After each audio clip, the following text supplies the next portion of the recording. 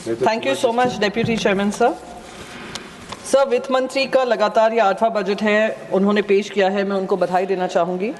साथ ही साथ आम जनता को जो लगातार 8वें बार धोखा मिला है उसकी सुनवाई रखना चाहूँगी।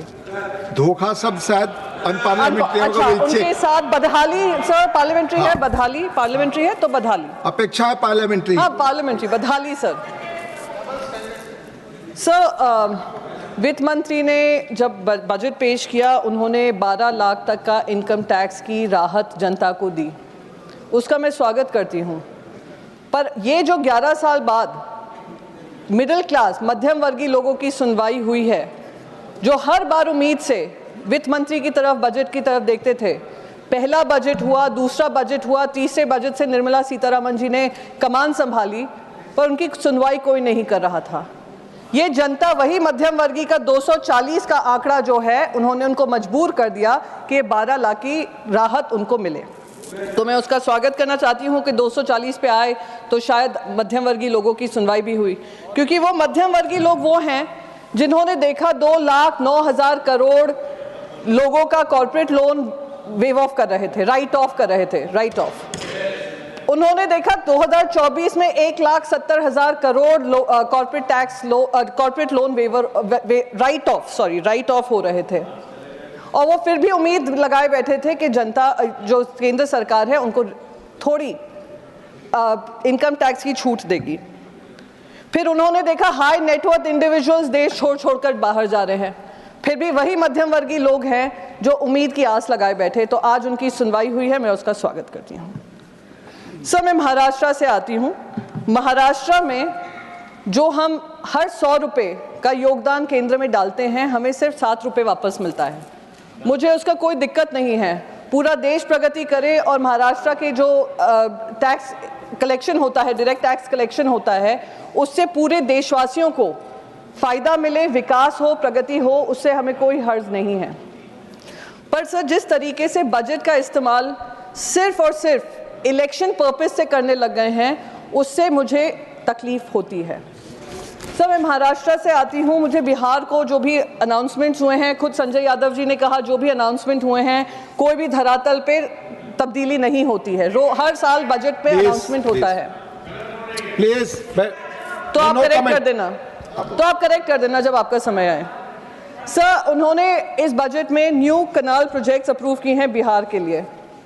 महाराष्ट्र से क्योंकि आती हूँ, विदर्भ और मराठवाड़ा भी उसी उम्मीद से देखता है कि शायद हमारा भी नाम लिया जाएगा और हमारे भी जो इरिगेशन प्रोजेक्ट्स है उस पर ध्यान दिया जाएगा। 2022 में ऑफिशियल्स के आंकड़े थे कि करीब 43,500 करोड़ का इरिगेशन सपोर्ट चाहिए, करीब 100 प्रोजेक्ट्स कंप्लीट करने के लिए, क्योंकि इलेक्शन का साल था पिछला साल। तो लास्ट ईयर सरकार ने 600 करोड़ का स्पेशल पैकेज इरिगेशन प्रोजेक्ट्स के लिए ड्रॉट हिट विदर्भ और मराठवाड़ा के लिए दिए। पर सर, उसमें इस्तेमाल कितना हुआ? सिर्फ उसमें से इस्तेमाल हुआ 30%, 400 करोड़ जो रिवाइज्ड एस्टिमेट है, और इस टाइम पे कोई ज़्यादा एलोकेशन हुआ ही नहीं है। ये महाराष्ट्र के साथ इस तरीके का बार बार भेदभाव होता है। क्या महाराष्ट्र के किसान देश के किसान नहीं हैं? क्या महाराष्ट्र के किसान ने भी अपना खून पसीना नहीं बहाया है? जैसे आपका जो टैक्स कलेक्शन होता है जीएसटी के माध्यम से, डायरेक्ट टैक्स में तो जो देते हैं, जो इनडायरेक्ट टैक्स जीएसटी के माध्यम से हर वर्ग देता है, उनको राहत मिले। सर, एक और आंकड़ा पेश करना चाहूँगी। नागपुर का नाग रिवर है, जिसमें पोल्यूशन अबेटमेंट के लिए एक प्रोजेक्ट के लिए 500 करोड़ का बजट एस्टिमेट 2024 में किया गया फाइनेंशियल ईयर, और उसमें प्रोसीजरल डिलेज की वजह से सिर्फ 6 करोड़ अलॉट हुए और इस्तेमाल हुए। और अब जो नया बजट आया है उसमें सिर्फ और सिर्फ 300 करोड़ उनको दिया गया है।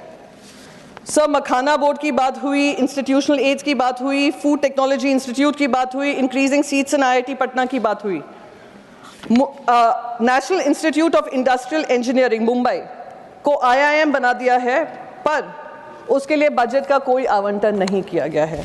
क्या महाराष्ट्र सिर्फ एक राज्य हो गया है जहां से पैसा लिया जाएगा, पर वहां पर पैसा किसी तरीके से इक्विटेबल मैनर में वापस नहीं किया जाएगा? हमारे जब वित्त मंत्री अजीत पवार जी होते थे, जब हम महाविकास आघाड़ी में थे, वो बार बार जीएसटी काउंसिल में जो महाराष्ट्र का जीएसटी रेवेन्यू आना था वो नहीं दिया जा रहा था, उसके बारे में आवाज़ उठाते थे, पर कहीं ना कहीं वो भी अब शांत हो गए हैं क्योंकि अब वो वहाँ से वित्त मंत्री बन गए हैं। सर, लाड़की बहन योजना की बात मैंने पहले भी कही थी कि इलेक्शन से सर लास्ट मिनट, एक ही मिनट और लूंगी, then I will wrap up sir. एक ही minute sir, 1 minute, I will conclude sir.